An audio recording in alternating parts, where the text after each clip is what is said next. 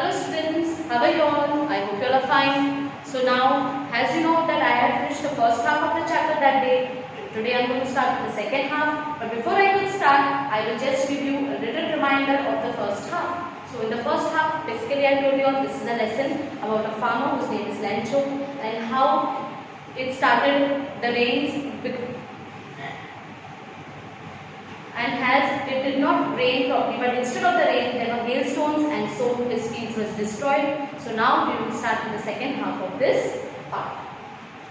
But in the hearts of all who lived in that solitary house, in the middle of the valley, there was a single hope, that is help from God. Now, but in the hearts of all who lived in solitaire, solitaire का मतलब होता है अकेले, single, बिल्कुल. So जहाँ पे वो रहते थे in the middle of the valley, अकेले रहते थे, they did not have anyone and there was only a single hope. एक single आशा थी, वो आशा सिर्फ किसके पास से था? Help from God. जो मदद था, वो सिर्फ वो आशा भगवान से ही रख सकते थे. Don't be so upset, even though this seems like a total loss. Remember, no one dies of hunger. That's what they say. No one dies of hunger.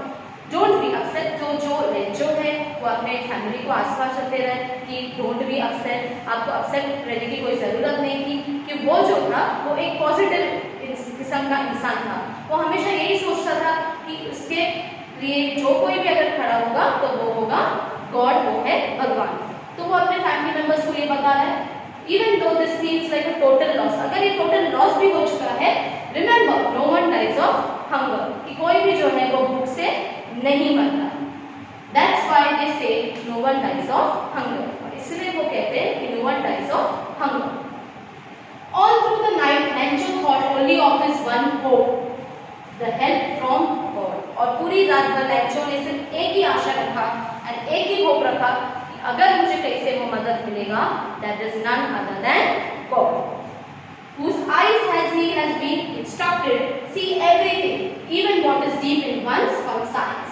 So they say, he says that जो आंखें हैं भगवान के, it's been instructed कि वो सब कुछ देख पाता है, वो सबको देख रहा है. Even what is in one's deep conscience का मतलब होता है inner sense of right and wrong. अगर एक इंसान अंदर से भी अगर कुछ गलत या सही सोच रहा है तो भी भगवान उसको जान सकता है.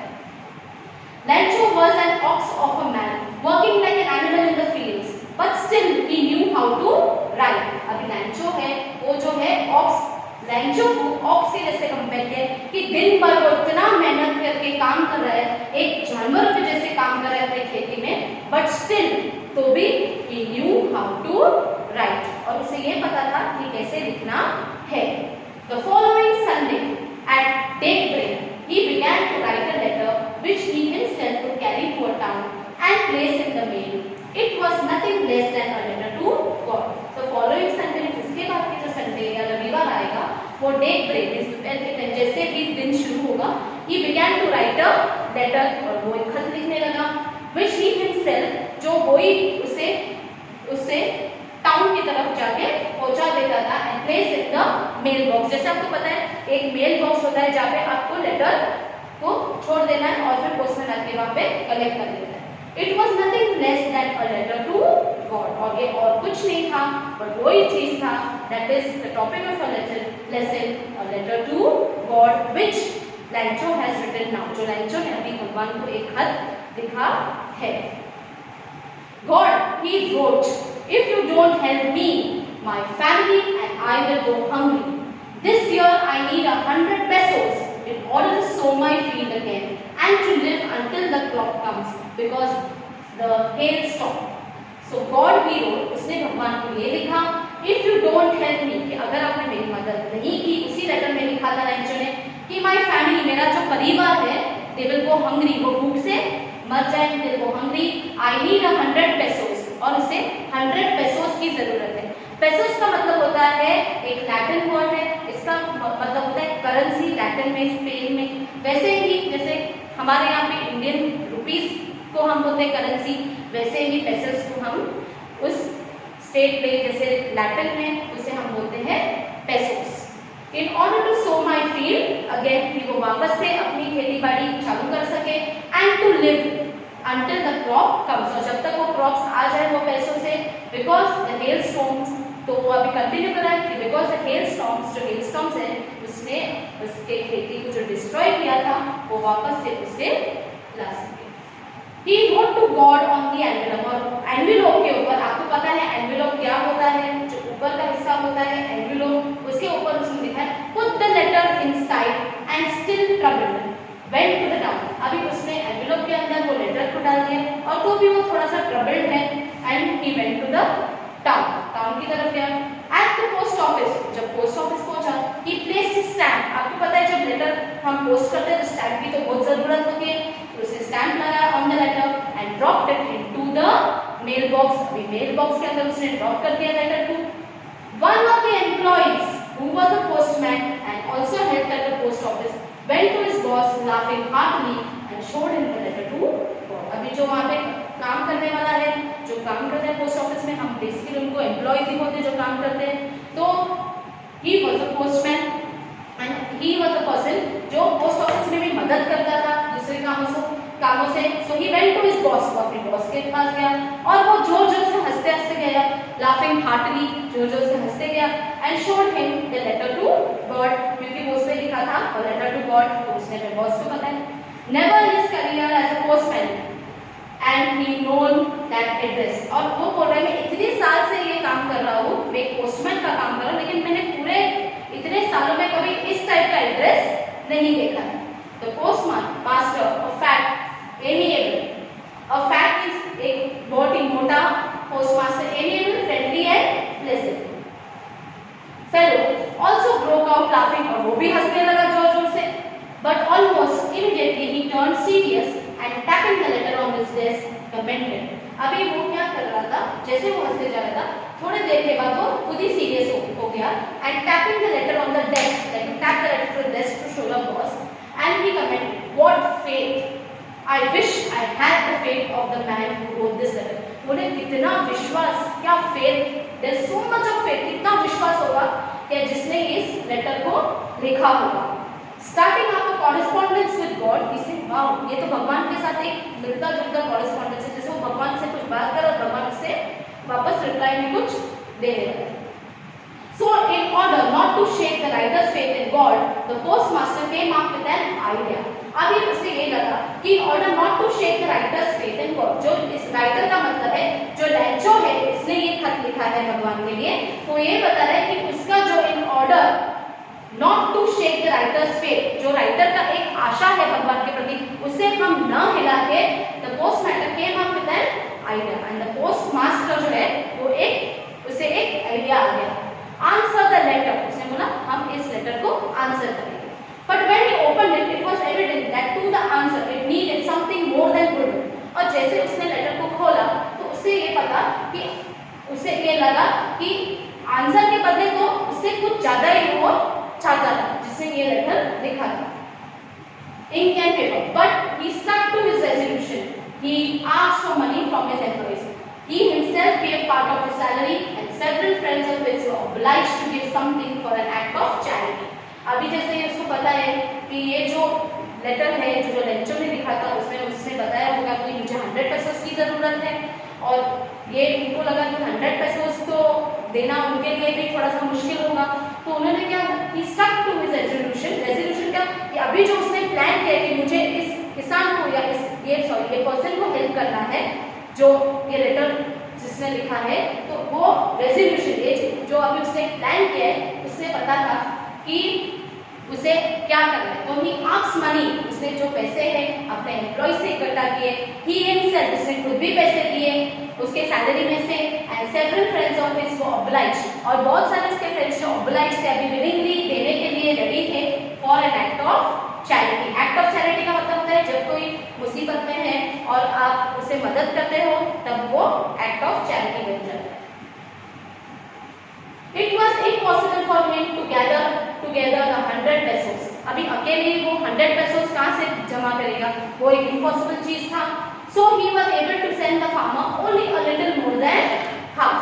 तो उसे ये लगा कि एक साथ तो 100 pesos जमा नहीं कर सकता हूँ, तो मैं जो फार्मर है उसे मैं at least 50, he said that I will be able to send the farmer little more than half।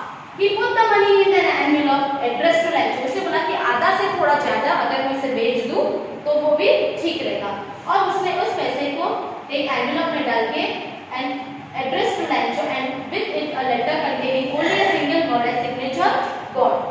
उसके अंदर उसके पैसे डाल के उसने लैंचो के लिए भेज दिया और सिर्फ एक सिग्नेचर डाला था उसमें, that is God. Now I have explained this and there are again some oral questions over here which I will be just taking up. Who or what did Lancho have faith in? What did he do? So who you think Lancho had faith in? Lancho had faith in God. And why? And what did he do with it?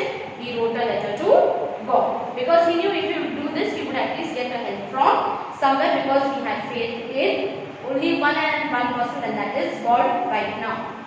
Who read the letter? Who was the person who read the letter? It's obviously the postmaster.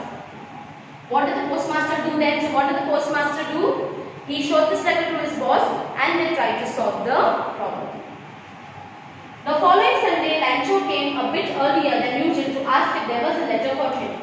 It was postmaster himself who handed the letter to him, while the postmaster, experiencing the contentment of a man who has performed a good deed, looked on from his office. तो the following Sunday, उसके बाद के Sunday, Lancho फिर वापस वहाँ पे आया and उसने पूछा कि is there any letter? So जो पोस्टमैन है, पोस्टमैन ने उसके लेटर देखी थी और उसने सोचा वो मदद करे. उसी पोस्टमैन ने he himself उसने वो लेटर वापस से handed the letter to him, means Lancho को वापस कर दिया. While the postmaster experiencing the contentment का मतलब होता है satisfaction. एक आदमी को जब पूरी तरह से वो satisfy हो जाए कि जो मैंने एक लेटर लिखा था शायद वो भगवान ने मेरी मदद की है. Of a man who has performed a good deed. एक जैसे Lancho ने एक अच्छी चीज या सच्ची चीज लिखी है वो लेटर में. Looked on from his office. Lancho showed not the slightest surprise on seeing the money. Such was his confidence, but he became angry when he counted the money. Lancho ने जब उस पैसे को देखा तो वो सरप्राइज हो गया, but what was shaken was his confidence. इसकी जो confidence थी 100% की, वो थोड़ी सी it shook away, थोड़ी सी हिल गई. Why? Because he became angry when he counted the money. आपको तो पता है कि हम पैसे नॉर्मली जब किसी से लेते तो we have a habit of counting the money, and all he needed was 100 pesos. So when he counted the money, God could not have made a mistake, nor could he have denied Lancho what he had requested. But he became angry because जैसे उसने पैसे count किए, उसने बोला भगवान तो कोई भूल नहीं कर सकता है. और not did Lancho denied. Lancho भी अपने आप से मुंह नहीं फेर सकता कि उसने 100 pesos की मांग की, ना भगवान ने उससे 100 pesos दिए, क्योंकि immediately Lancho went up to the window to ask for paper and ink.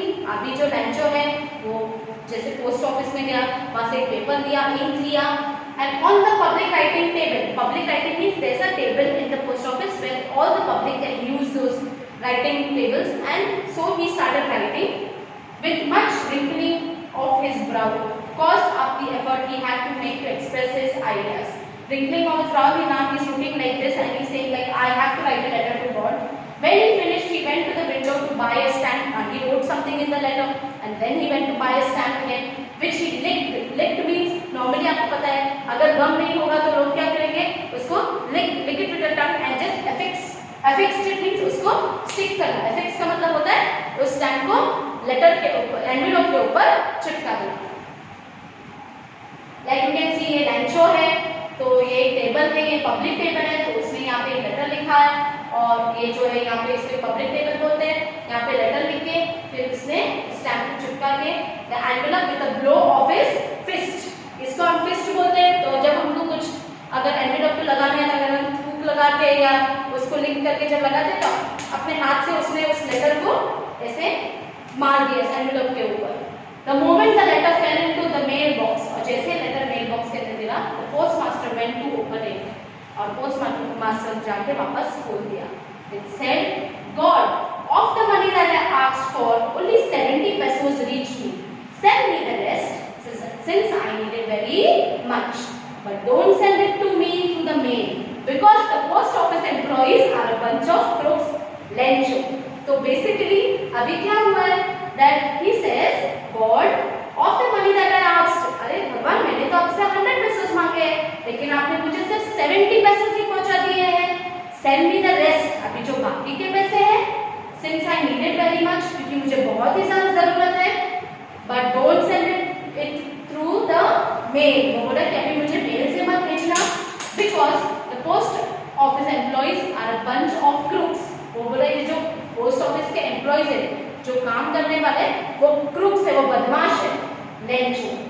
So basically Lencho यही कहना चाहता है और उसे यही लग रहा है कि जो 30 पेसोस है बाकी के शायद ये पोस्ट ऑफिस वाले ने उन लोग ने ले लिया है, तो अभी मुझे ये मेल से ना भेजे, नहीं तो वापस वो कुछ कर देंगे और शायद मेरा पैसा ले लेंगे।